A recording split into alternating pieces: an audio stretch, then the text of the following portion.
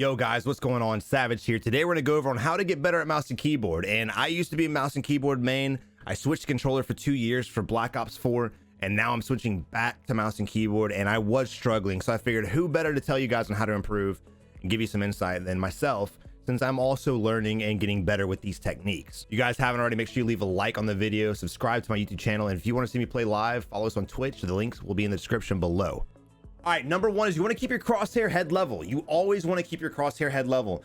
You'll notice, watch your gameplay next time you play. I guarantee most of you guys out there are looking at the ground. Your crosshair will not be head level. It'll be on the ground somewhere, whether it's a rock, whether it's a tree, whether it's the street, no matter what, most of you players will have it like there. And it's not a bad thing. I don't know why as gamers it's embedded in us, but I know damn well 90% of the streamers I watch, including myself, we always are guilty of aiming at the ground. And it's probably from looting and shit like that. The reasons you want to keep your crosshair at head level is so you can go for headshots.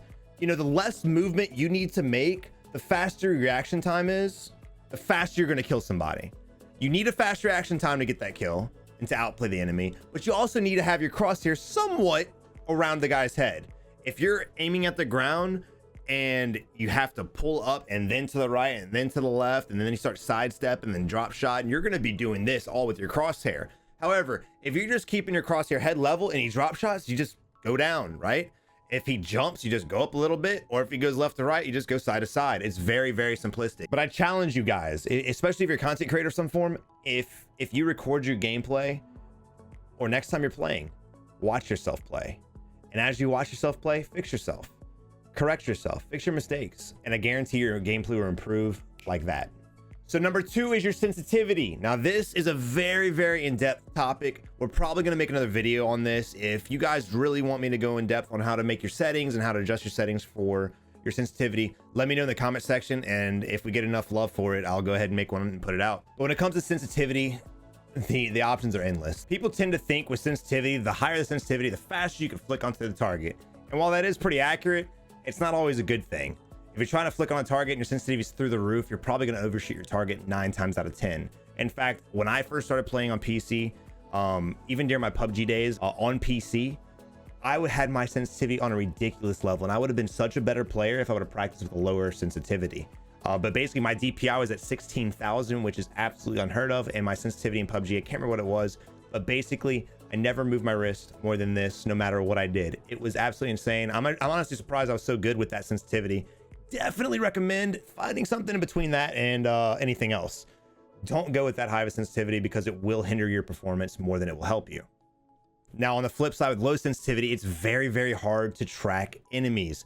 You just cannot whip your arm fast enough to track anybody in nowadays games. Games nowadays are very fast paced, whether it's Warzone, whether it's Fortnite, whether it's PUBG, whatever the case may be.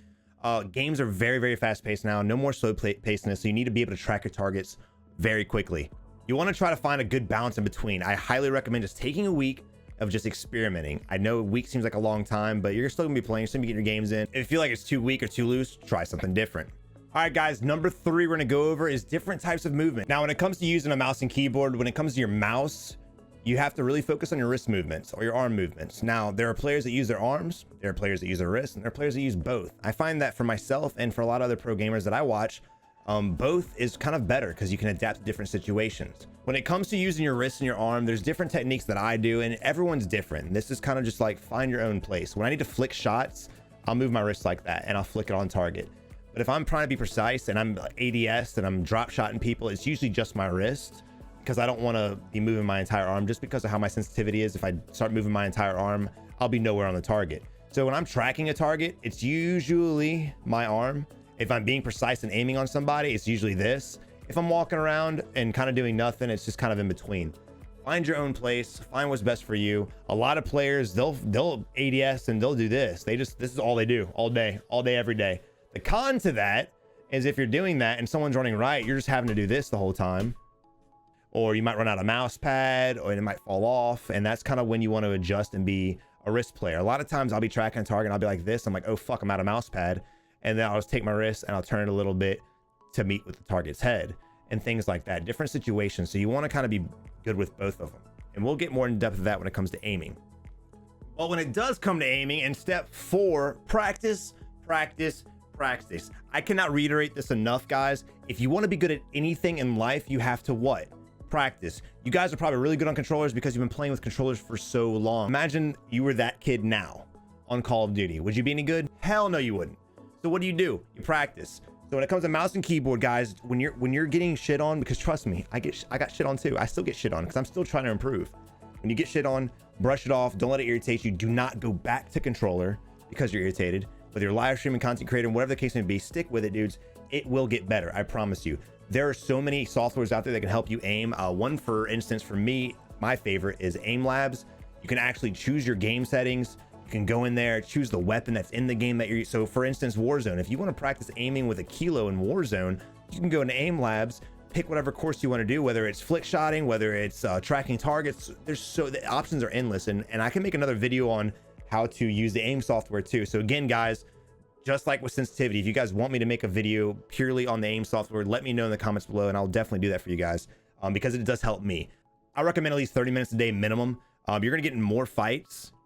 You're gonna practice shooting the entire time that 30 minutes. Imagine Warzone. You might shoot for a total of, let's say, what, 3 minutes out of a 30-minute match. You're not gonna get as much practice in just playing Warzone. Try aim software of any type. It'll help you improve your gameplay. All right, guys, in step 5, choose the gear best for you. This is very important. You guys need to take this serious, and I feel like a lot of you guys won't. Please focus on this. Choose the gear that's best for you. We all have different size hands. We all have different width fingers. We all have different ways we like to hold the mouse and rest our hands on the keyboards. If you have a Fry's or a Best Buy or a Micro Center near you, you're in luck because you can go in there and kind of get your hands on the keyboards and mice. However, if you don't, I definitely recommend doing a lot of research, trying to find something, hopefully go to a friend's house who's got some kind of gaming mouse. You can kind of figure out what you like for yourself. I see a lot of times people comment on videos, be like, I tried switching to mouse and keyboard, but you know, I got the final mouse and it's just too small. I can't cup it correctly. It's uncomfortable. Or I got the Logitech G502 just like you, Savage, and my hands are too small for it. I don't like the thumb rest. Find the mouse, good for you. Find the keyboard, good for you. You don't have to spend a fuck ton of money on it. And again, the reason why gear is so important is because of comfort. The last thing you want to do when you try to improve your aim is trying to get comfortable. If you're a mouse and keyboard player and you're watching this, you know what I mean. You're sitting in a position, you're trying to track a target, and all of a sudden your arm's falling off the desk. You're like, fuck, I got to reposition, and then you're dead. Comfort is extremely important when it comes to getting better at mouse and keyboard. All right, guys, now step 6, and this is gonna seem crazy and Savage, why are you saying this? No, I'm not just throwing this in here because I need to make 10 minutes to get ad revenue. This is not the reason why. Number 6 is go for headshots. God damn it. We're all guilty of it. Myself included. I'm mad at myself. We see a head, we start shooting, we panic, we go to the body, bigger surface, easier target. We go for body shots and then we get outshot because the other guy's going for headshots. When you're on mouse and keyboard, you don't have aim assist, which is actually a little bit more beneficial when it goes for going for headshots. If you're on controller, aim assist goes for center mass. It goes for this area right here. Right here is where aim assist locks onto. So if you want to go for headshots on controller, you kind of got to go up a little bit or just control the recoil a little bit less. On mouse and keyboard, you have no aim assist. Aim for the head. Stop going for body shots. I need to as well. I'm still guilty of it. Still something I'm trying to work on. But if someone's got the drop on you in Warzone, which is 90% of the fucking time because they're sitting on roofs camping like a bitch. If someone's got the drop on you, you need to turn on them and instantly blaze them. And going for body shots in Warzone is not going to help you. You have to go for headshots. And this goes with any game. No matter what game you're playing, start going for headshots. Sacrifice your life trying to go for headshots. That way, headshots is more of a common thing for you. Don't panic. Don't give up the headshot and go for body shot because you're worried that you're going to miss the headshot. And lastly, guys, number 7, stay calm. Just stay calm. When you're in gunfights, whether it's controller or mouse and keyboard, if you're just trying to improve your aim on any device, stay calm. Make sure you're breathing. Don't hold your breath. Stay calm. Take your breaths, go for the shots, and get the kill. Especially if you're switching to mouse and keyboard, guys, it's going to be a learning process. It's going to be frustrating. I know myself. I almost gave up on it a couple times when I came back to mouse and keyboard. I love mouse and keyboard. The options are endless on PC gaming. The graphics are better. The games are faster. The field of view is better. The frame rate's better. And no, I'm not here to debate console versus PC. I own 1 PlayStation, 3 Xboxes. I mean, I love all systems. But at the end of the day, there's always a reason why somebody wants to switch to mouse and keyboard. Stay calm, stick with it, guys. You will improve. It will get better. I promise you. But guys, I really hope you enjoyed the video from the bottom of my heart. A lot of people have been requesting how to get better video. We're going to be doing follow-up videos on different aim programs and also sensitivity settings that I use in Warzone. So again, guys, if you want those videos, make sure you comment in the section below and I will get those videos out as soon as possible. But if you haven't already, make sure you follow me on Twitch. Link will be in the description. We stream live on Twitch every day at 4 o'clock Central Standard Time. Also, don't forget to like the video if you enjoyed it, and don't forget to subscribe to the channel as well to get these follow-up videos also, man. But guys, have a good day, get better, practice, and I'll catch you in the next video, boys. Yo, guys, what's going on? I really hope you guys enjoyed the video. If you did, make sure you follow us on Twitch. Don't forget to subscribe to the YouTube channel. And if you guys want some more content, man, check out one of these videos. I'm sure they're dope as fuck. Not sure what they are. YouTube, what's that one? And what is that one? I don't know. Click it and find out. But guys, follow us on Twitch. I'll see you guys in the next video, boys. Peace.